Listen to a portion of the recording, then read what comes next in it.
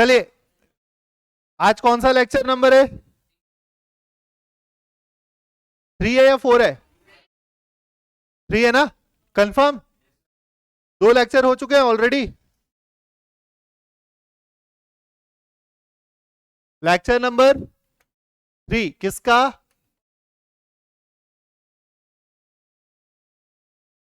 ठीक, last topic से start करते हैं। तुम ये कर लो पहले। लास्ट टॉपिक से स्टार्ट करते हैं। क्या लास्ट टॉपिक हमारा क्या था? जीरोस फाइंड आउट कर रहे थे। कौन से मेथड से? मिडिल टर्म स्प्लिट मेथड से। तो एक क्वेश्चन था पांडव जी का,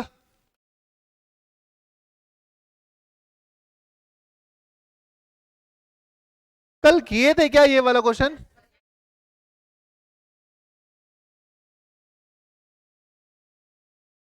ये नहीं समझ में आया था? नहीं समझ में आया? वेरी गुड, कोई बात नहीं, कोई बात नहीं, नहीं समझ में आया तो कोई बात नहीं। अब जब पूछा गया है तो बताना तो पड़ेगा, है ना? क्या करेंगे? जिनको आता है, कल जितने लोग समझ गए थे वो अभी बिना देखे सॉल्व कर लो। बाकी तो फिर मैं यहां फिर से सॉल्व कर रहा हूं। जिनको नहीं समझ में आया वो रुक जाओ और वीडियोस ये देख लो, ठीक है? तो सबसे पहले हम जीरोस फाइंड आउट करने वाले थे। क्या फाइंड आउट करने वाले थे? जीरोस फाइंड आउट करने वाले थे। तो सर ने आप क्या बताया था? लेट ये क्या हो जाएगा? P of x. हम क्या करेंगे? P ऑफ एक्स की वैल्यू को 0 से इक्वेट कर देंगे। क्या करेंगे? P ऑफ एक्स की वैल्यू को 0 से इक्वेट करेंगे। और 0 से इक्वेट करने के बाद मैं क्या लिखूंगा इसे? y plus 3/2 root 5y minus 5 is equal to 0 लिखूंगा ये। अब इसके बाद मैं इसका एलसीएम ले लूंगा। तो एलसीएम लूंगा तो फिर क्या होगा बेटा? ये डिवाइड बाय 1 हो जाएगा और ये डिवाइड बाय 1 हो जाएगा। यहां डिवाइड बाय 2 है ना, तो एलसीएम 2 आ जाएगा। तो ये 2 बनाने के लिए क्या मल्टीप्लाई करना पड़ेगा? 2। ये तो ऑलरेडी 2 है तो कुछ मल्टीप्लाई करना पड़ेगा क्या? इसमें 2 बनाने के लिए क्या मल्टीप्लाई करना पड़ेगा? 2 इंटू करना पड़ेगा। तो न्यूमरेटर और डिनोमिनेटर दोनों में मैं मल्टीप्लाई करूंगा। तो ये क्या हो जाएगा? -10 whole divide by 2 is equal to. इतने में किसी को कोई दिक्कत? अब क्या होगा? ये 2 क्रॉस मल्टीप्लाई हो जाएगा तो रिजल्ट क्या मिलेगा? यार यहां पर वाई स्क्वायर होगा क्या? ये है ना?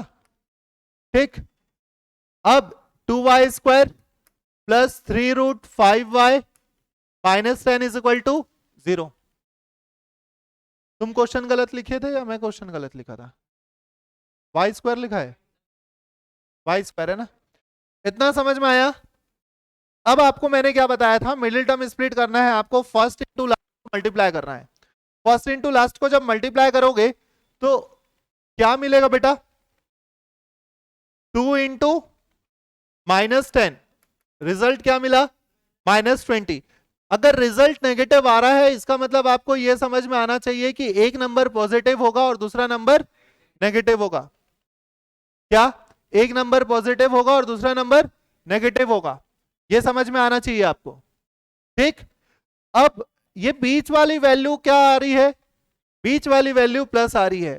सर अगर बीच वाली वैल्यू प्लस आ रहा है इसका मतलब यह समझ में आया कि जो बड़ी वैल्यू रहेगी वो प्लस रहेगी। इतना तो थ्योरी समझ में आ गया होगा, इतना चीज तो समझ में आया होगा।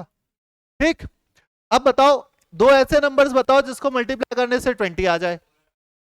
4 और 5, 4 और 1, ठीक, 4 और 5 20 आ जाएगा। तो आप इस 20 को कैसे लिख सकते हैं? आप इस 20 को कैसे लिख सकते हैं? जब 20 आएगा 20 को 4 इंटू 5 लिखोगे। और जो भी क्वेश्चन रूट में रहता है ना बेटा, रूट वाले क्वेश्चंस के लिए एक अच्छा चीज क्या है पता है? एक अच्छी चीज ये है कि आप इन क्वेश्चंस के लिए क्या कर सकते हैं, आपको पता चल जाएगा कि आप अगर 5 रूट 5 दिया है मतलब आपको रिजल्ट में रूट 5 लाना है। और रूट 5 रिजल्ट में कैसे आएगा? ये जो 5 है ना, ये जो 5 है वो ब्रेक हो जाएगा ऐसा, रूट 5 इंटू रूट 5। समझ में आया? सर अगर मेरे को रिजल्ट में √3 लेके आना रहता और प्रोडक्ट 15 रहता, मेरे को रिजल्ट में क्या लेके आना रहता, √3 और प्रोडक्ट में 15 रहता, तो मैं इसे क्या लिखता पता है, 3 × 5, और इस 3 को आगे मैं लिखता √3 × √3 × 5। अगर मेरे रिजल्ट में क्या रहता, √3 रहता, तो समझ में आया? आया ना? अच्छे से समझ में आया? आगे चले तो आप बताइए, रूट इसको क्या लिख सकते थे, 20 कैसे बनता, 20 ऐसे बनता।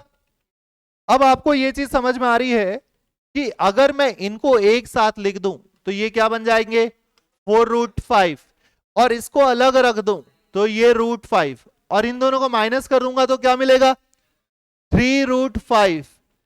ये कुछ नहीं है, मतलब क्या है यहां पर 1, 4 में 1 सब्ट्रैक्ट होगा तो क्या बचेगा 3, और आगे √5, तो आंसर क्या आएगा, समझ में आया? ठीक, तो 2y² प्लस 3√5y माइनस 10 = 10। इसे मैं क्या लिखूंगा, 2y² plus 4√5y minus √5y minus 10 = 0। इतना क्लियर है? ये चीजें समझ में आई, बस इतना ही समझना था आपको। ठीक, अब क्या करेंगे, यहां से कॉमन निकाल लेंगे बाहर और यहां से कॉमन निकाल लेंगे, तो क्या कॉमन निकलेगा यहां से, 2y, और ये क्या बचेगा, यहां पर सिर्फ y बचेगा, और यहां 2√5। ठीक, हम कौन से प्लेस पे आ गए हैं, थर्ड प्लेस पे आ गए हैं, थर्ड टर्म पे आ गए हैं। ठीक, थर्ड टर्म पे आ गए हो तो थर्ड टर्म में आपको ये समझ में आना चाहिए, नेगेटिव है ना, तो नेगेटिव बाहर निकालेंगे। थर्ड टर्म के पहले अगर नेगेटिव का साइन है तो हम क्या कॉमन निकालेंगे, नेगेटिव बाहर निकालेंगे, तो एक तो माइनस निकल गया। 10 आपको कैसा दिखना चाहिए, 10 आपको ऐसा दिखना चाहिए, 2 × 5 और 2 × √5 × √5। समझ में आया? आया ना? 10 आपको कैसा दिखना चाहिए, 10 आपको कैसा दिखना चाहिए, 10 आपको कुछ ऐसा दिखना चाहिए, 2 × 5 और आगे 2 × √5 × √5, आपको 10 ऐसा दिखना चाहिए। तो बताइए, यहां √5 है और 10 के पास भी √5 है, 10 के पास कितना √5 है, कितना √5 है, 2 √5 है 10 के पास।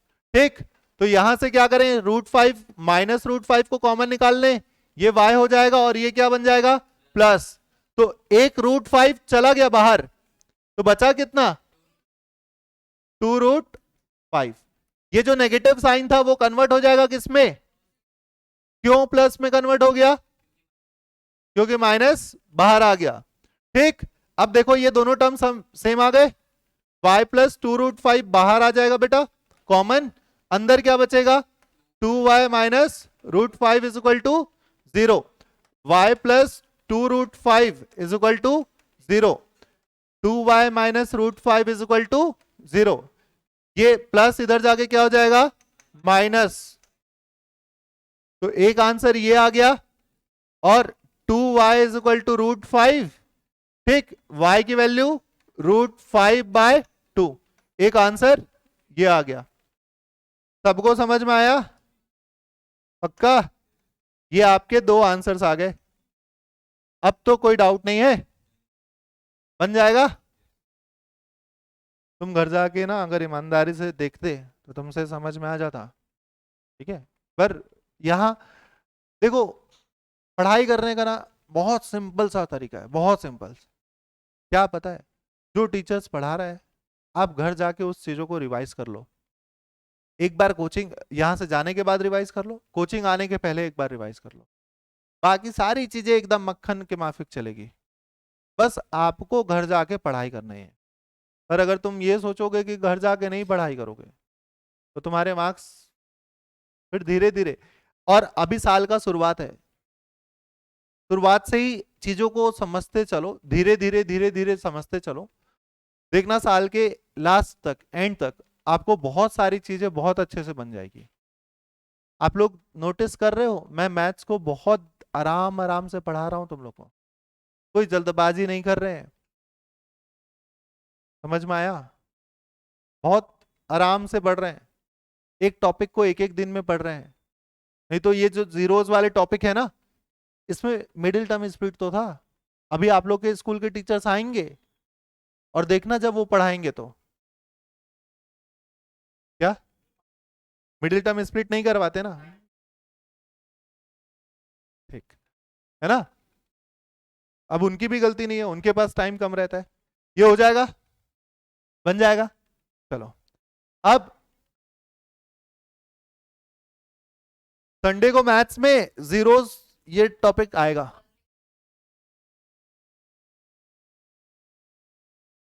क्या क्या है?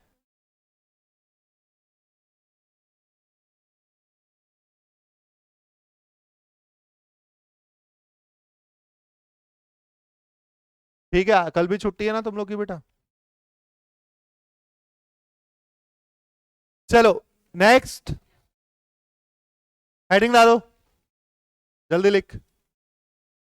नेक्स्ट,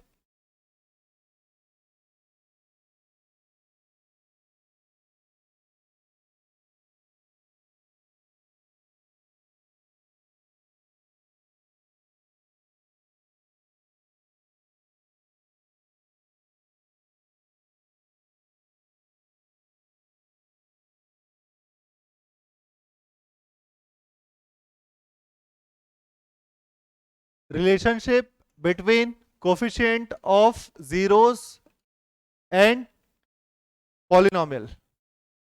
ठीक, लिखो नहीं, लिखो नहीं, मिल जाएगा, सब चीज मिल जाएगा तुम लोग को, आराम से बैठो। हाँ, टॉपिक डाल लो बस, अब समझो। Relationship between zeros and coefficient of polynomial, one of the most important topic in chapter second.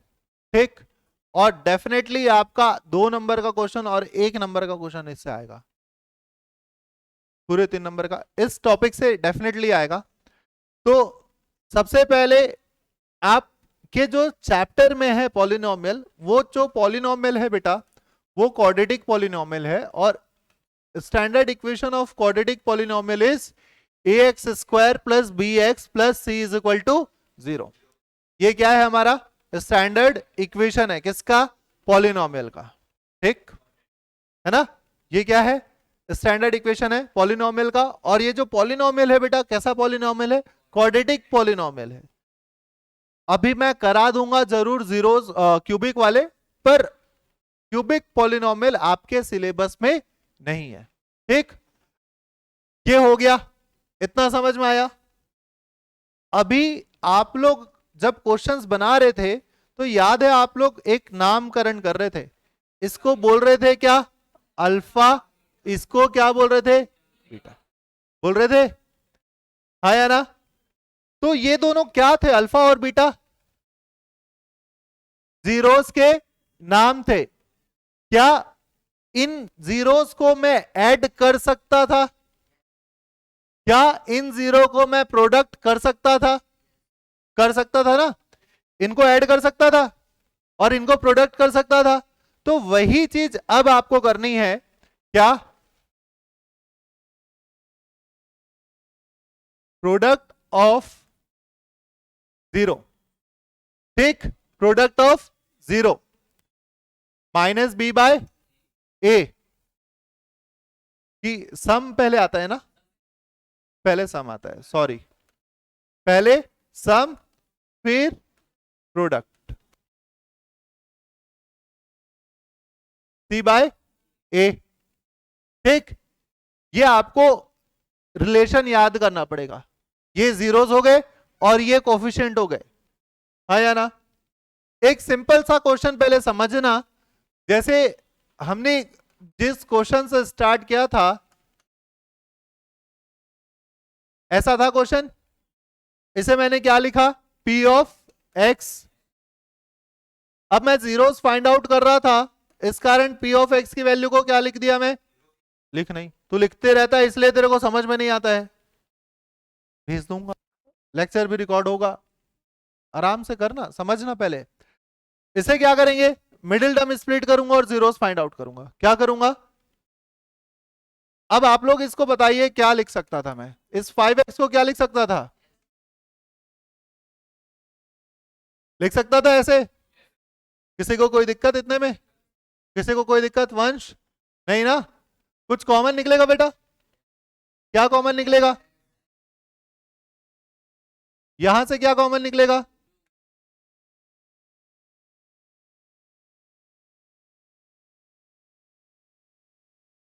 अब अगर मेरे को जीरोस निकालना था तो मैं इनको क्या लिखता, x plus 3 is equal to 0, x plus 2 is equal to, x की वैल्यू क्या मिलती, और यहां पर से अब इसका नामकरण करना था मेरे को, ये अल्फा और ये बीटा होता।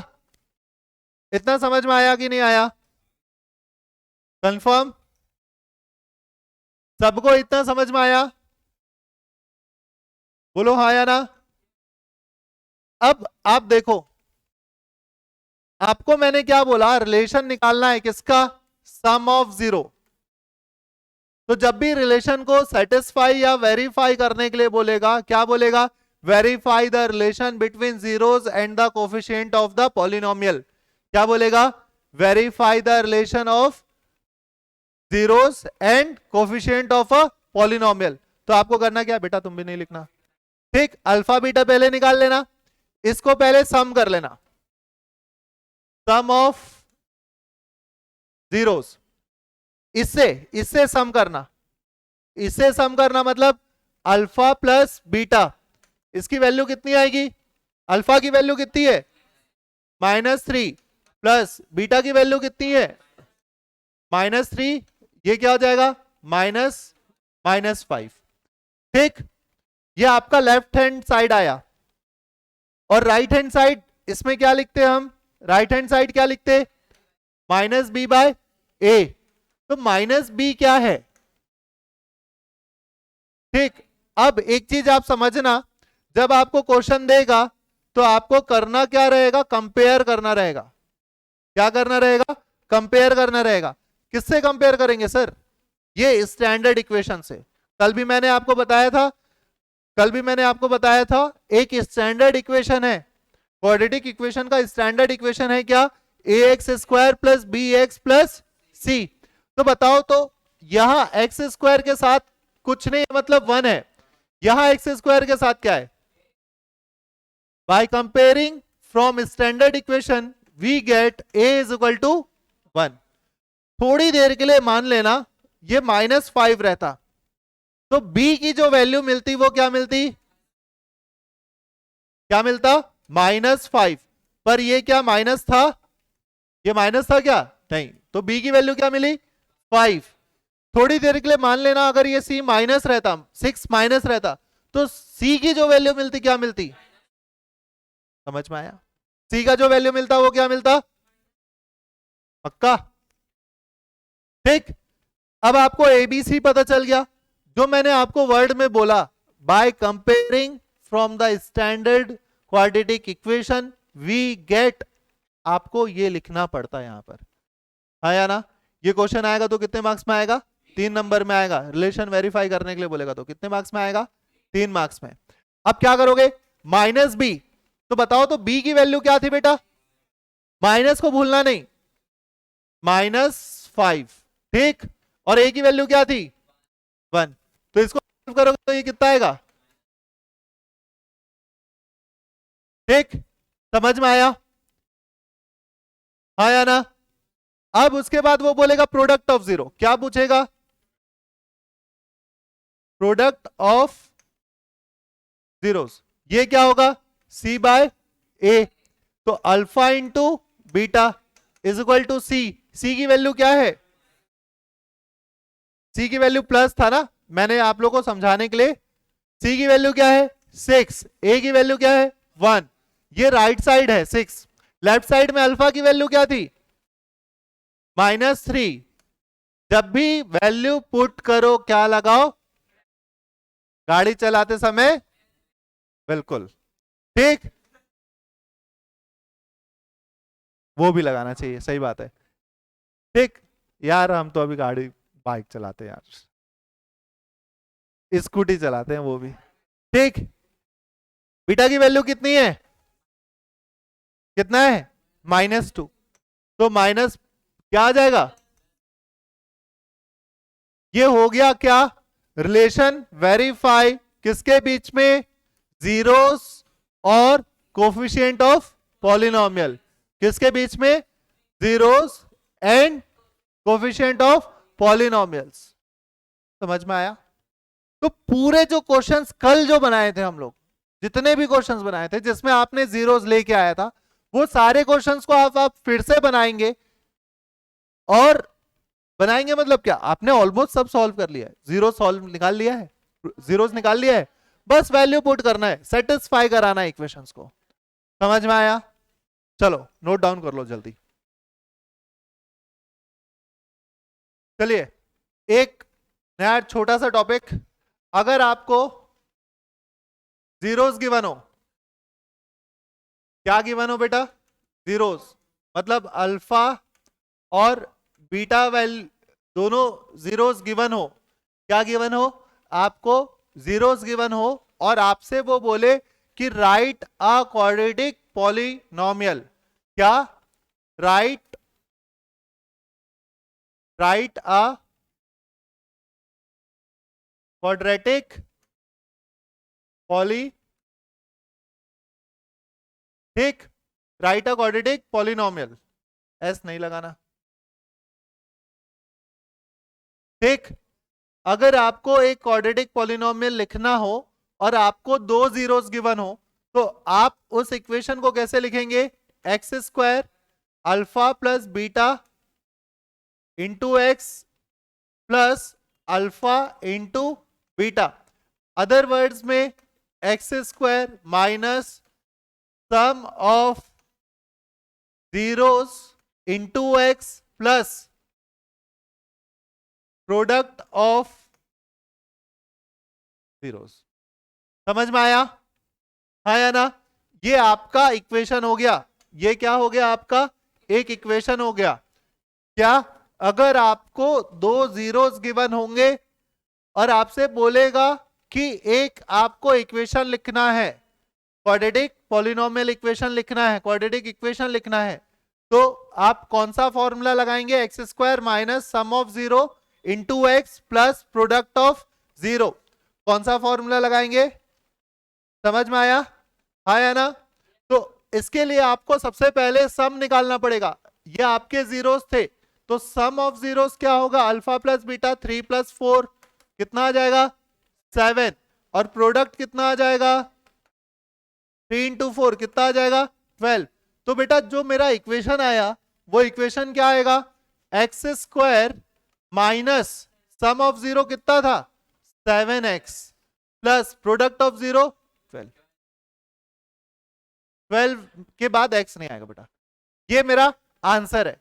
ये क्वेश्चन आपके 1 नंबर में आएगा, वो ऑब्जेक्टिव में आएगा।